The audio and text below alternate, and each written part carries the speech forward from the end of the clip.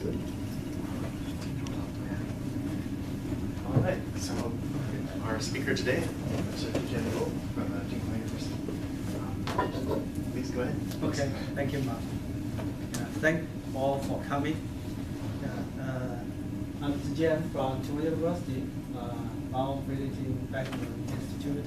Actually, I'm staying here for almost half a year, and I'm not here because it is very quiet, very convenient to live here. Today, I'm last to introduce some of my recent works, mainly on the thread of probabilistic modeling of speech. Okay, today I'll first give a brief introduction to my lab in Tsinghua, and then I will take most of the time to introduce my works, including Bayesian HMM modeling of speech, variational non-parametric Bayes HMM, and NLF modeling of voice in song, and monoreal voice and complement separation system, and finally the pattern model, which is one of my main research topics during these days. Before that, I will present the motivation to all these works. Okay, I set up the lab in Tsinghua since year 2003 when I obtained my PhD degree in Tsinghua University, and now it includes 2 master and 2 PhD students. My research restricts 2 perspectives. First, speech processing. During these years, I have studied large vocabulary, continuous speech recognition understanding, both in Mandarin and in English, and speaker recognition, source separation, natural language processing, for example, using the latent derivative allocation for topic modeling, and microphone array, for example, like closed coupling array processing and model-based compensation for robust speech recognition. So this includes a diversity area in speech processing. On the other hand, I think speech recognition fundamentally is a machine intelligence problem, like the statistical approach, and I believe that dealing with uncertainty is a key for intelligence, whether for human intelligence or for machine intelligence. So there are 2 fundamental problems in this philosophy. That's the philosophy behind my work. First is to construct probabilistic models of studied phenomena using human knowledge and machine learning algorithms. And the second, to find efficient ways of implementing efficient probabilistic inference with those models. So, simply speaking, what is probabilistic modeling of speech? Probabilistic modeling of speech is to try to construct probabilistic models of speech and then find efficient inference algorithms for different speech processing tasks. For example, the inference task may correspond to pitch tracking, correspond to speaker recognition, or source separation or speech recognition. How this become my philosophy? Yeah, I'd like to cite 2 sentences. Maybe you all know that. First is a sentence from Einstein. Yeah. It tells us the importance of dealing with uncertainty. I once heard a saying which said, only uncertainty is certain, like a joke, right? Only uncertainty is certain. So our life is full of uncertainty. Okay. Another sentence is more recent from Page. He wrote this in a foreword in the book How Google Works. He tells us the importance of thinking from physics. So dealing with uncertainty and thinking from physics motivate us to do all the following works. Actually, most speech processing tasks require a model, right? No matter whether you do speech tracking or source separation or speech recognition, we need a model, right? And the more scientific the model is, the better we can do for speech processing. So as an early effort, we studied Bayesian HMM modeling of speech. This is a publication in year 2007 So let's back up, say a few words on HM-based acoustic model. An HM is a joint distribution of the feature vector sequence X and the firm sequence Q. There is an underlying chain. The underlying chain governs the transitions between the phonetic states. And there is a state observation distribution. The state observation distribution describes the features for each state, which is usually modeled by a Gaussian mixture model. And different states have different state observation distributions. That's the outline of current HM-based acoustic model. So let's imagine how different sounds in English are modeled. Actually, let's suppose that approximately there are 3,000 phonetic states in English. Actually, the 12 states in English. Each state is modeled by 32 Gaussians in a 39-dimensional space. Okay, instead of thinking such high-dimensional space, for simplicity, we suppose that there are only 3 states, and each state is modeled by single Gaussian in a 2-dimensional feature space. For intuitive speaking, you can just think of the 2-dimensional as the first formant and the 2-formant space. So traditionally, people may think that there is a triangle. Yeah, we can draw the Gaussian means for the 3 sounds in a 2-dimensional plane, and there is a triangle. Traditionally, we can think that the triangle describes the sounds for any speaker. Right? That is a traditional thing. And alternatively, there is another thing. We can think that the triangle only describes 3 sounds for a particular speaker as a random sample from the population of all English speakers. So there are black triangle for speaker A, maybe the green triangle for Mark, and the red triangle for another speaker C. The important idea is that due to high-level factors, because they are from the same speakers, there are correlations between the vertices of the triangles. The vertices of the triangles are not independently distributed. So we could model the correlation of the position of the vertices. The position of the vertices are actually the model parameters of a HMM. So this motivates us to model the correlation between the model parameters.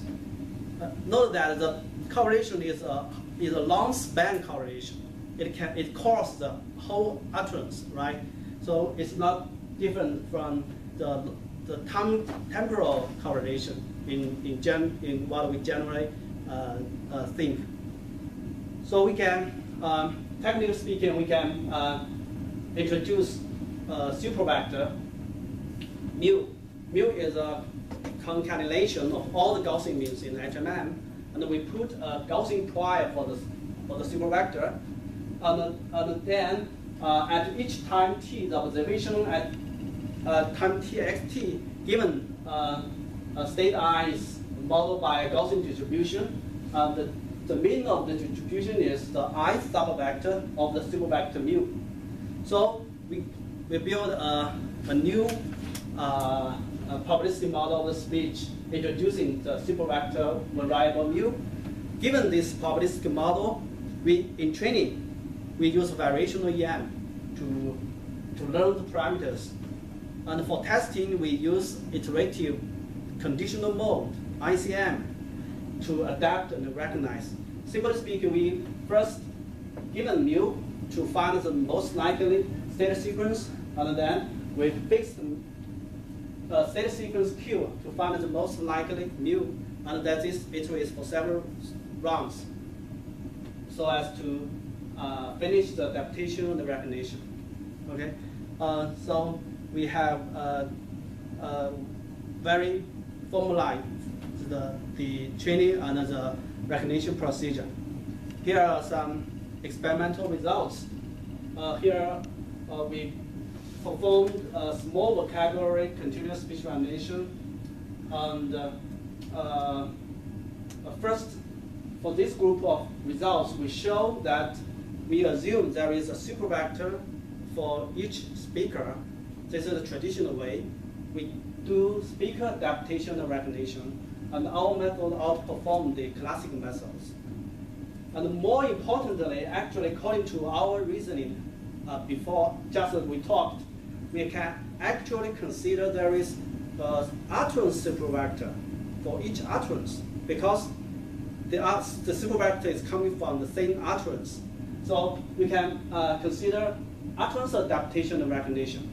And this process is found to be useful for speech recognition. And it is remarkable that this idea of using utterance supervector is close to the I vector in today's speaker recognition, which is to treat to consider a supervector for utterance. Okay, so that's work for introducing supervector and do adaptation and recognition. Okay, in this and what I talked, we are interested in the Gaussian means. Gaussian mean is a key parameter from state observation distributions. For the state transition structure, we just determine the structure empirically and fix the state transition structure. So there is a question: can we infer the state transition structure automatically from data? The answer is theoretically yes. If you take a non-parametric Bayesian approach. So in year around about 2010, we proposed a variational non-parametric Bayesian HMM.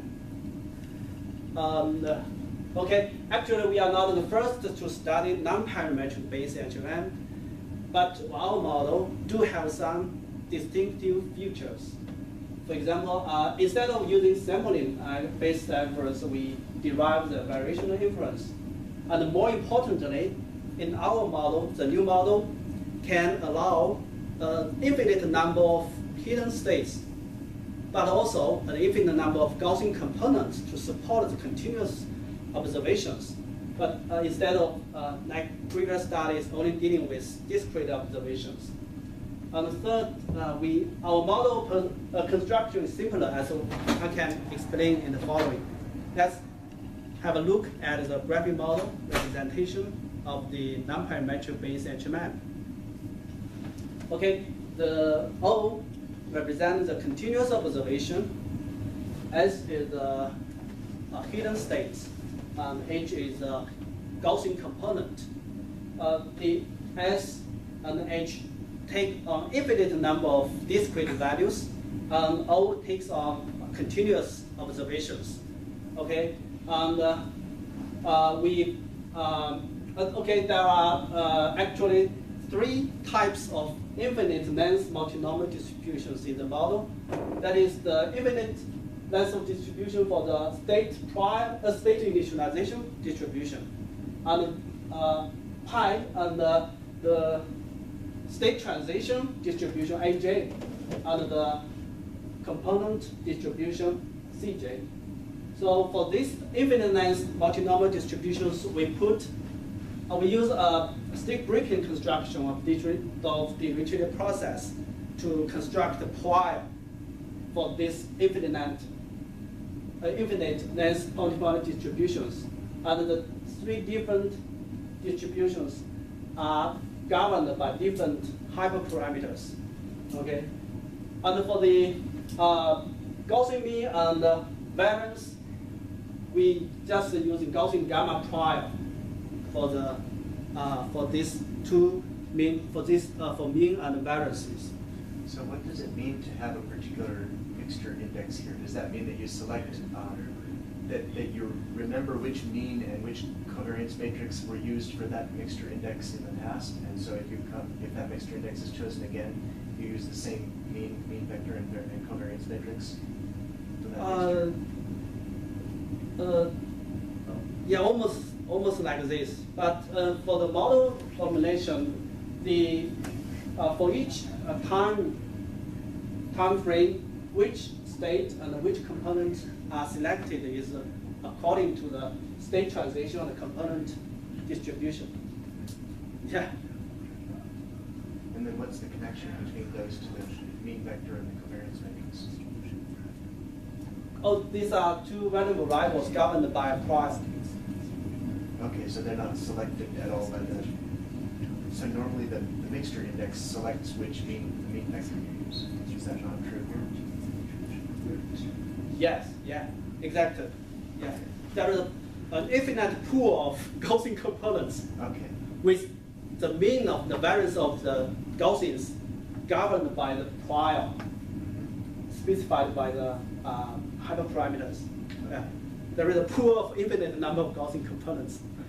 Okay, and actually, in the training for the variational for the non-parametric based HM is to just train, is to find the is to train the model subject to maximum likelihood.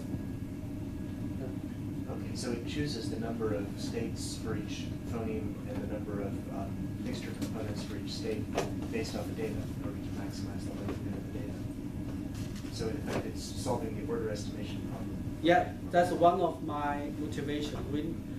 We suppose there is a pool of utterance, for example, from hundreds or thousand hours of data, and then we can train a non-parametric based HMM on the data, and then find the correct the Gaussian means and the transition between the Gaussian. Yeah. That's really cool. Actually, a student was complaining to me about that yesterday. That there's how do you estimate the order for an HMM? Well, the answer is people have all kinds of heuristics that they use. So now this is a principled way to do that. This is a principally you can discover the state space and the Gaussian pool from the data. Right? So I show some experimental results. Here, this is a toy example of continuous speech recognition, which uses 4 phonetic states, number 1 to number 4, plus a silent state, number 5. Here we show the state transition of the simulated Markov chain. For people familiar with speech recognition, you can imagine that there are 3 words for state 1 and 2 for one word, 1 and 4 for word 2, and 3, 2 number for the word 3. So the word can share units state, right? So this is rather an example of continuous speech recognition. And each state is modeled by a single Gaussian. Here we show the synthetic samples from the 5 Gaussians, since there were 5 states. Here we show. Yeah, and the training data consists of 50 chains. With each chain, the length of each chain is 20. So based on the training data, we can train a classical HMM with the size of state space n equal to 20. Or we can train a non-parametric based HMM with the truncation level L equal to 20. Here we show the estimated transition matrix. Here we plot the transition matrix as a hidden graph. Hidden graph is a matrix with each plot. A larger plot represents larger transition probability. So from the hidden graph for classic HMM, we can see that this estimated state space is overfitted to data. The classic HMM just use as much as the state specified, right?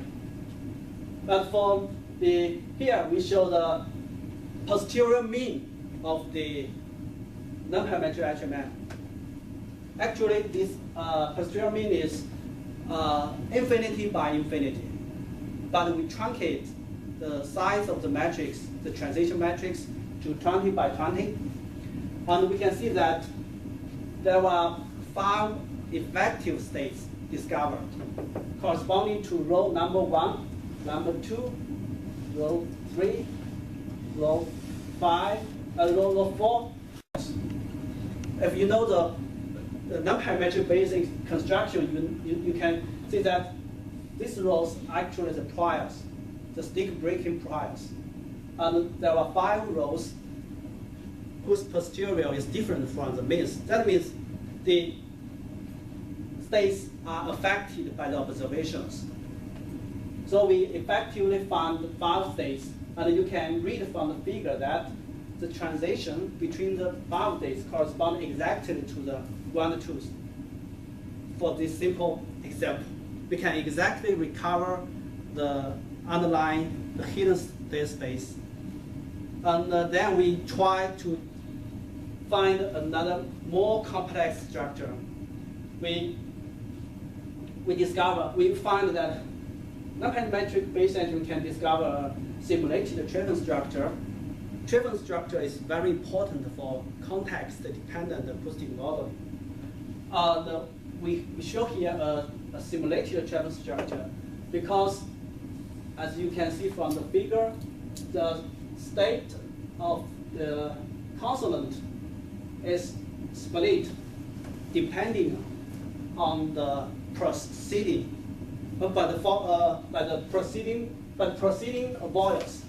And the last state of the voice are split depending on the following consonants. So this is a simulated Traven structure. There are a total of 19 states. And actually we can use the experimental procedure like the previous experiment. We generate synthetic observations and use variation inference to discover the posterior mean of the transition matrix.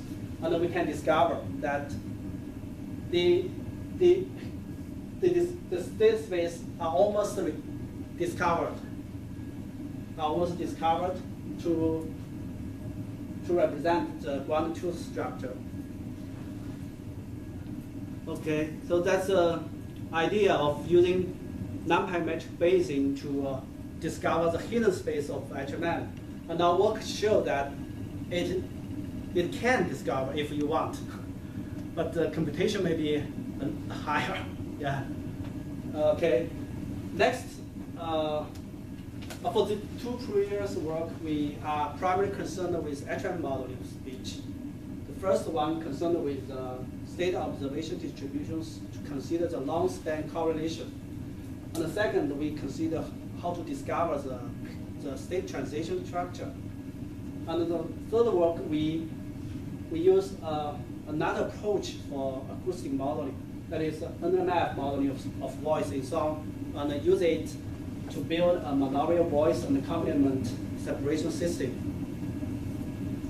Since NMF has been shown to be attractive for source separation. Okay, let's give a brief review of the source separation system. Modern voice and complement separation system consists of 2 main modules: the melodic traction and the time frequency masking. The different separation systems differs in what approaches are chosen for the 2 modules. The popular techniques for magnetic extraction are HMM and NMF. And the time frequency masking could be hard or soft. In this work, our main finding that we investigate a flaw with NMF-based magnetic extraction and propose to combine HM-based magnetic extraction with NMF-based soft masking. Okay, let's say a few words about NMF-based acoustic model. Each time frequency unit in the spectrogram are assumed to obey a circular complex Gaussian with mean 0 and variance d. And the variances are formed a matrix which called the power spectrogram. So we have a probability of the speech. The observation spectrogram given the power spectrogram, and the main task of NMF modeling is to estimate the power spectrogram with NMF constraint to maximize the likelihood. And optimization could be done by multiplicative updating rules. That's the basic idea of NMF modeling. Using NMF for separation, we assume that the power spectrogram of the mixed signal have two separate and independent terms. The power spectrogram for the voice DV and the power spectrum for the music DM. And according to source filter theory, the power spectrogram for the voice can be further decomposed into two terms. That is the power spectrum of glottal excitation and the power spectrum of vocal tract response. So there are several terms here. For each parenthesis, for each term in the parenthesis, we have an NMF model. We use different subscript to denote different sources, different components. Okay, and then let's say a little bit about the NMF modeling in each parenthesis. In each parenthesis, there is two terms, B matrix and A matrix. The B matrix are actually the code books. Each column of the B matrices are the power spectrum basis. Here we show the B matrix for glottal excitation. And we can further show one column for MIDI number 55 and one column for MIDI number 70 in the BF matrix. And the A matrix are actually the linear combination coefficients. So the A matrix actually using linear combination of the columns to represent each time frame. Okay, after build such a model, we can to introduce the NMF magnetic extraction separation. The general procedure is like this. First, we fix the BF. BF is is an excitation matrix, right? And we estimate the remaining matrix on the maximum likelihood. So after the estimation, we can find the strong continuous pitch trajectory on the AF matrix using dynamic programming. And then we fix BF matrix and confine the AF matrix to be such a form that only on the extracted pitch melody there are values not equal to 0. All the remaining values in the AF matrix are set to be 0. So there is a main melody trajectory remained in the AF matrix. After this processing, we re-estimate the remaining matrix AK, BK, BM, or AN, and do soft masking like this. It is essentially window filtering and can separate the voice component, the voice component and the music component. That's a general procedure of NMF-based separation, and the main finding is that there is a flaw with NMF-based melody extraction. If we apply NMF models to extract melodies, there was some imbalance in AF. Originally, you might expect that there is a strong trajectory in the AF matrix to represent the designed pitch melody. But we find that the values in AF matrix at higher frequencies are much larger than those in lower frequencies. This is have two causes. First, let me see. I will consider the design of the BF matrix. Since the columns, that is the power spectrum bases, are designed to uniformly spaced along the MIDI scale, so there are more power bases in the linear frequency scale. And this will reduce the coefficients of the basis for lower frequencies. And the second reason is that, as we can see from the power spectrum basis, there are more harmonics in bases at lower frequencies. So this means that there are more power in the bases for lower frequencies. This will reduce the coefficients in AF matrix for lower frequencies. So there are many errors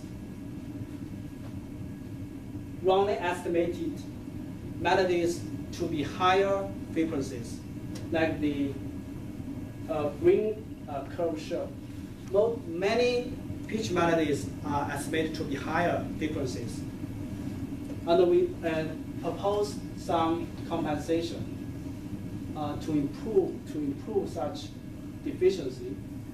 And the compensation can improve to some extent the flaw, but it cannot eliminate imbalance. So we propose to combine HM-based melodic extraction. We use HM-based melodic extraction for the first stage, and then we fixed the pitch trajectory to re-estimate the remaining AF A and B matrix, and then use Wiener filtering to separate the accompaniment and the voice.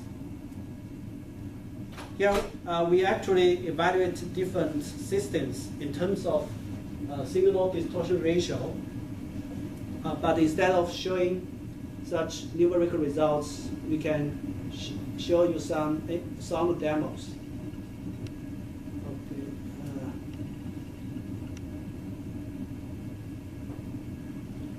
We can first listen to an original mixture.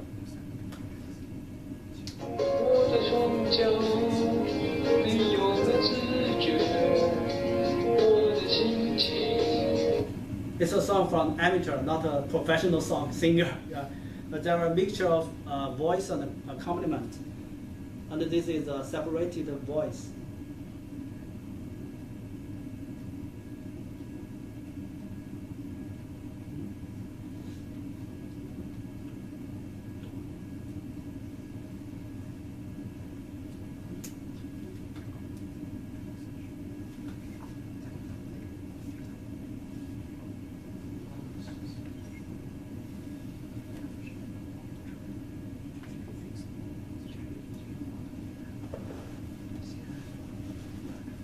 Can we exit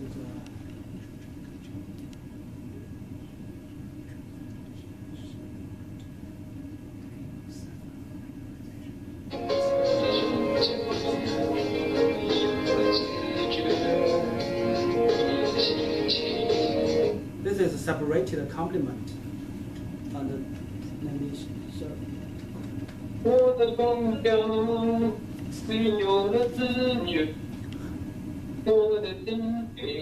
This is separated voice. We can hear that there are some unnaturalness in the separated voice, and there are some residual voice in the accompaniment, right? So, okay, and we continue the slides.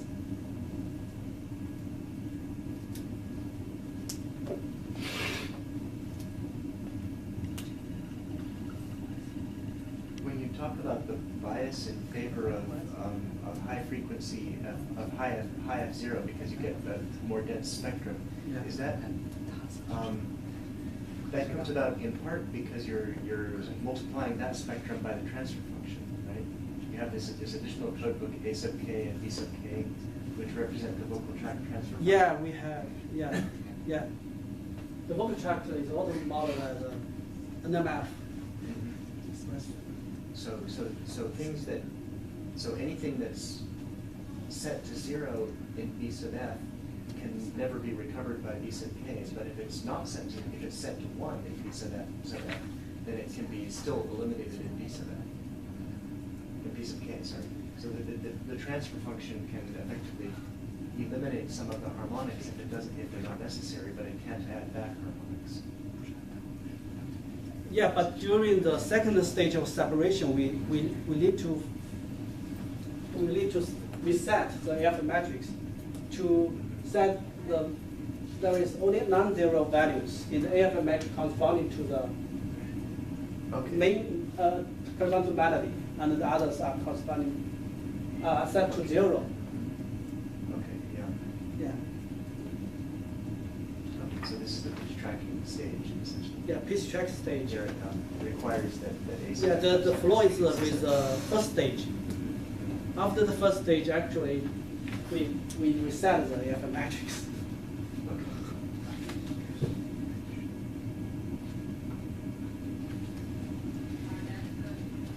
Okay, we have studied actual modeling of speech and analyzed modeling of voice, and we can hear that there are some unnaturalness in the separated voice, and residual voice in the separated complement, and we can also know that the speech recognition system is not robust to inferences. So we made some progress, but do we really think fundamentally from physics? We ask ourselves two questions. Okay, we ask ourselves two questions. What is the basic model of speech production? The answer is clear: the acoustic tube model, also known as the source filter model. It basically says that speech is generated by passing the glottal source through a vocal tract, which in a short time interval could be modeled as an acoustic tube with fixed shape, and further modeled as a filter. That's a basic physical model of speech widely accepted nowadays. And the second question we ask ourselves is, are there any generative model of speech? At first look at the state of the art of speech processing, it seems that there are some generative model of speech, right? But after second thought, you find that most of them are actually generative model of the speech feature, not the speech itself. The speech features are, for example, magnitude, choreogram, or spectrogram, and only a few directly model the spectrogram, and none of them fully respect the physical acoustic tube model, incorporating pitch, glottal source, vocal tract response, aspirating noise, and phase. Let us learn some subtle physics like the shimmer and the pitch, the shimmer, the jitter, or the vocal fry, and the vocal fold and the vocal tract interactions. There was some subtle physics not respecting any model up to now. What's the drawback without such a model? Without such a model, speech analysis is incomplete, incorrect, or even inaccurate.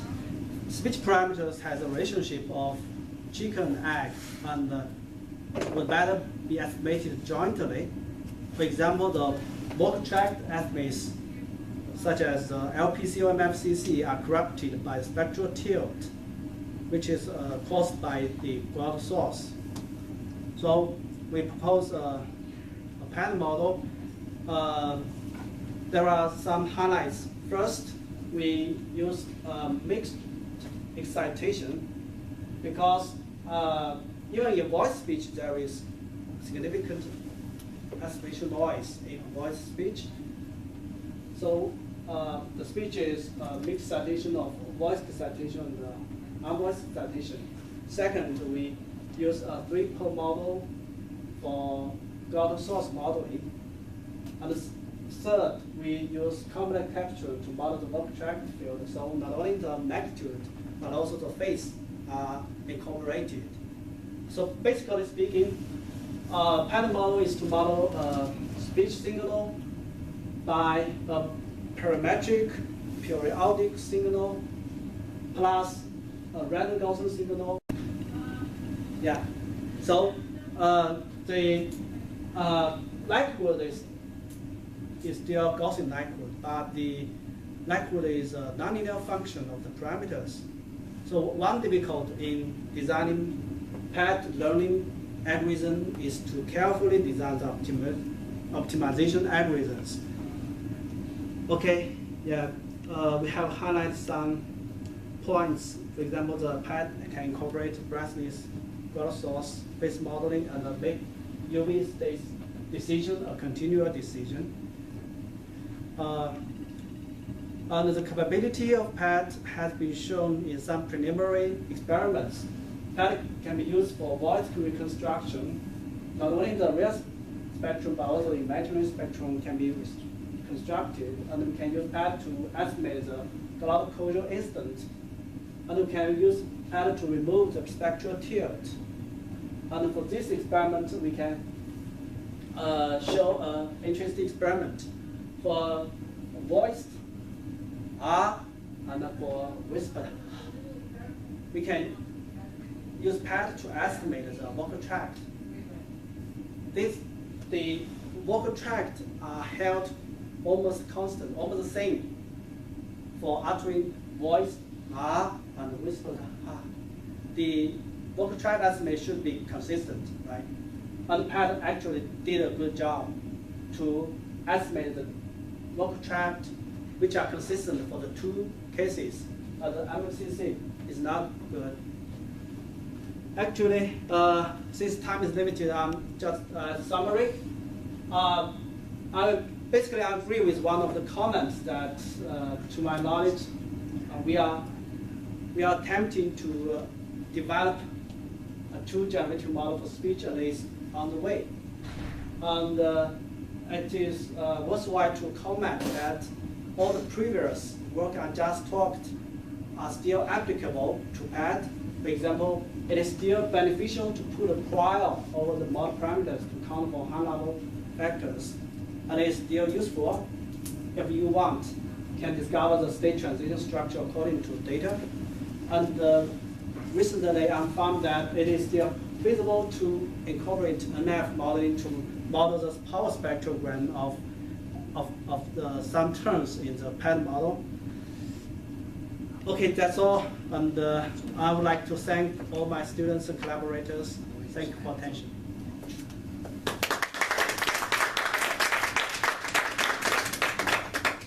Since I'm going to stay here until August, so if anyone interested or have any comment for what I just introduced, please feel free to connect me. Thank you. Are there any further questions? All right, so as he says, he'll be here for another 6 months, so please drop by to talk. Thank you. Thanks very much. Thank you. Thanks a lot.